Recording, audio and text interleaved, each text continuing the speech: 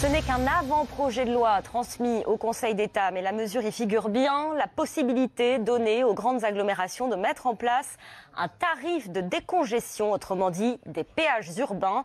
À quoi pourrait-il ressembler, Marie Régnier? Ces péages ne devraient pas prendre la forme de barrières à l'entrée des communes, mais plutôt celle d'un système de reconnaissance des plaques d'immatriculation. Un système qui enregistrerait tous les passages et enverrait la facture à la fin du mois aux automobilistes.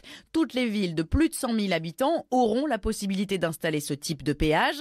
Le tarif pour le passage d'une voiture sera plafonné à 2,50 €. Il pourra grimper jusqu'à 5 € dans les grandes métropoles et jusqu'à 10 € pour les camions. Les partisans de cette mesure font valoir qu'à Londres ou à Stockholm, ces péages ont permis de réduire drastiquement les embouteillages, les temps de parcours et la pollution atmosphérique. Ces détracteurs, de leur côté, martèlent qu'une telle mesure élargirait encore la fracture sociale et territoriale entre les grandes villes et leurs banlieues et pénaliserait les plus défavorisés. Ce projet de loi mobilité sera présenté en Conseil des ministres en novembre. Il est évident que la mesure va faire débat. Certains élus s'y opposent déjà.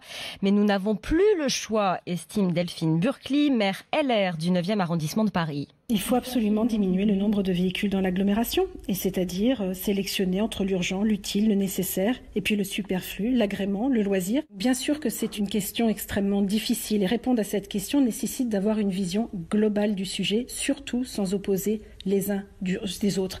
Mais aujourd'hui, il y a urgence. Il ne suffit pas de dire il faut respirer, le rapport du GIEC c'est terrible, il faut passer à l'action et effectivement avoir des réponses beaucoup plus efficaces.